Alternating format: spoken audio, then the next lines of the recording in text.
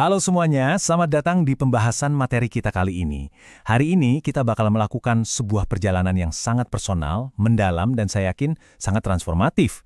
Kita akan sama-sama membedah 3 fondasi utama yang benar-benar menjadi detak jantung dari iman Kristen. Kasih karunia, panggilan hidup, dan pengharapan. Saya tuh antusias banget memandu Anda menelusuri teks-teks ini. Kenapa? Karena yang akan kita bahas ini bukan cuma sekedar teori teologi yang kaku dan rumit, melainkan panduan praktis yang sangat nyata untuk kehidupan kita sehari-hari. Kita bakal melihat persis bagaimana anugerah Tuhan itu benar-benar bekerja, bagaimana kita dipanggil untuk meresponsnya, dan pada akhirnya, gimana sih caranya kita bisa tetap berpegang teguh pada janji-janjinya di tengah dunia yang, kita tahu sendiri, seringkali terasa sangat tidak pasti ini. Jadi, rileks saja, siapkan hati Anda, dan mari kita mulai perjalanan spiritual kita bersama-sama. Oke, mari kita selami ini. Pernah nggak sih Anda meragukan keselamatan Anda sendiri? Teks sumber kita dengan sangat lembut mengangkat sebuah realitas yang seringkali cuma kita pendam sendirian. Sebagai manusia, kita tuh gampang banget loh nambah-nambahin ketakutan, kecemasan, dan berbagai kerumitan ke dalam iman kita. Mungkin kita pernah tiba-tiba mikir di tengah malam, aduh saya ini udah cukup baik belum ya? Atau emangnya Tuhan masih mau terima saya setelah kesalahan yang saya buat hari ini? Wajar kok, keraguan kayak gitu tuh manusiawi banget. Tapi, lewat materi kita hari ini, kita bakal menemukan jawaban yang bukan cuma bikin lega, tapi benar-benar bisa membebaskan jiwa kita dari rasa bersalah yang rasanya nggak berujung itu. Bagian pertama, Injil yang sangat sederhana, pesan Yesus. Nah, di dalam surat Roma pasal 10 ayat 13, Rasul Paulus menuliskan sebuah kalimat yang luar biasa kuat. Bunyinya begini, siapa saja yang berseru kepada nama Tuhan akan diselamatkan. Mari kita resapi sebentar bobot dari kata-kata barusan.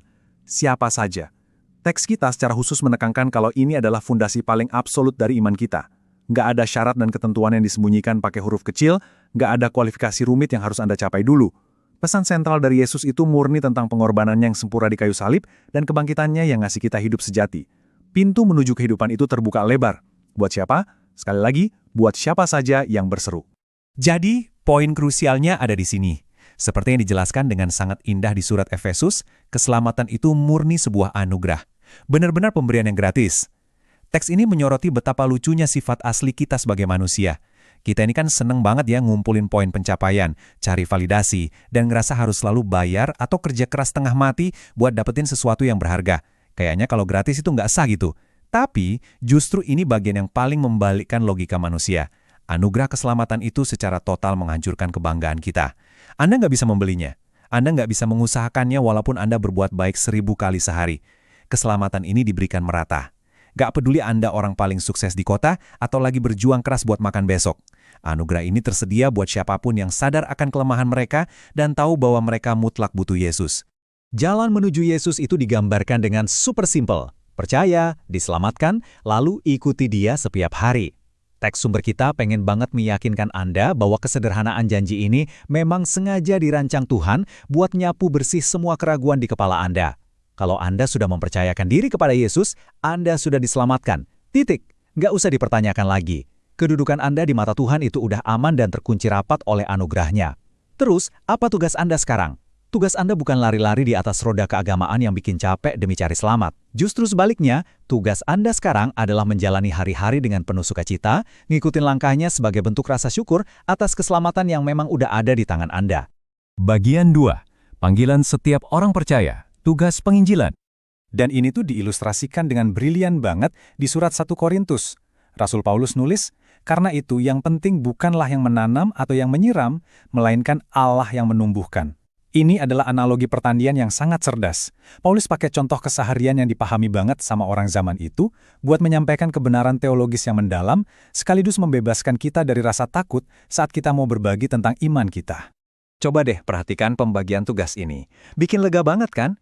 Di satu sisi ada pekerjaan kita. Tugas kita itu sebetulnya cuma setia menanam dan menyiram benih Injil. Udah, itu aja.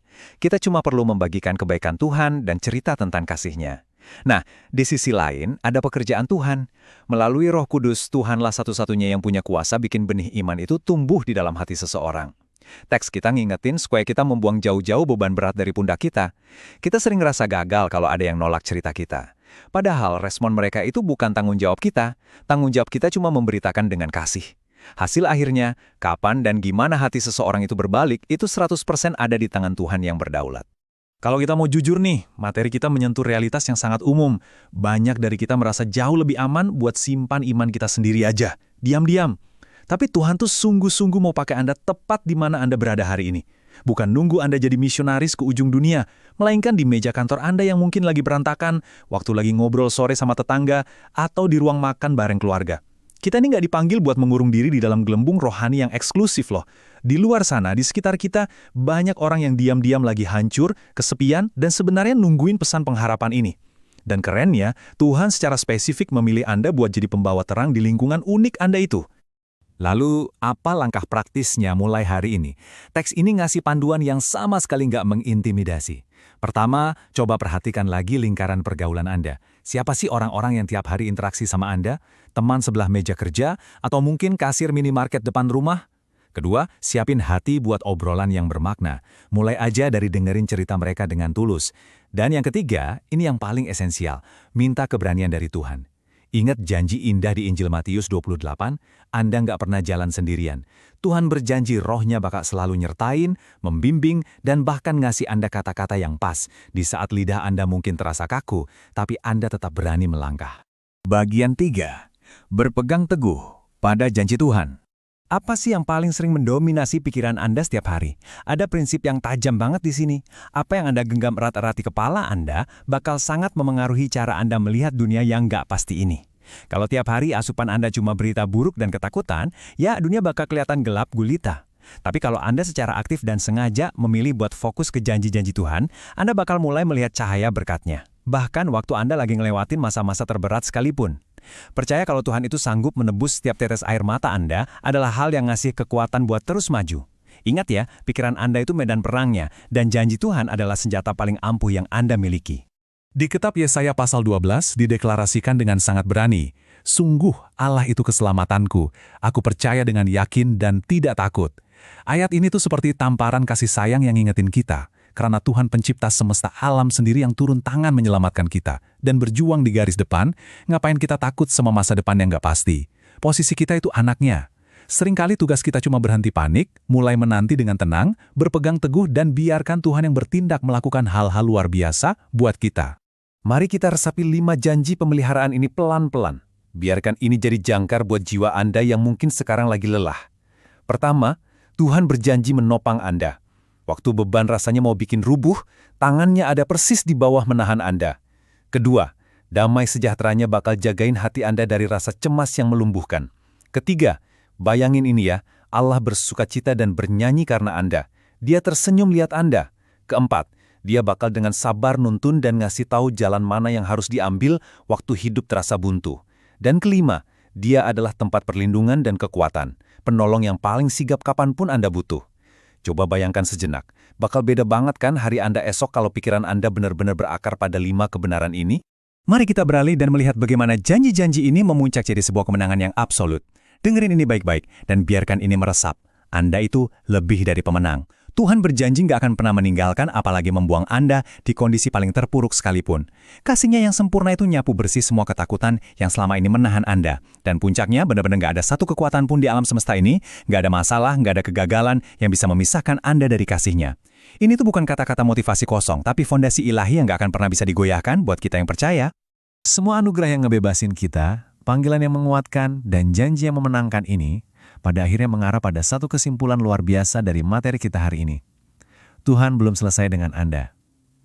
Tuhan belum selesai dengan Anda. Tuhan belum selesai dengan Anda.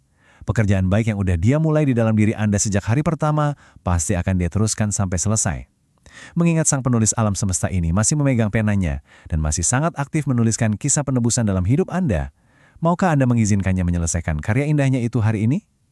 Teruslah berpegang teguh padanya di setiap langkah Anda. Terima kasih banyak sudah bergabung dalam eksplorasi kita yang mendalam kali ini, dan sampai jumpa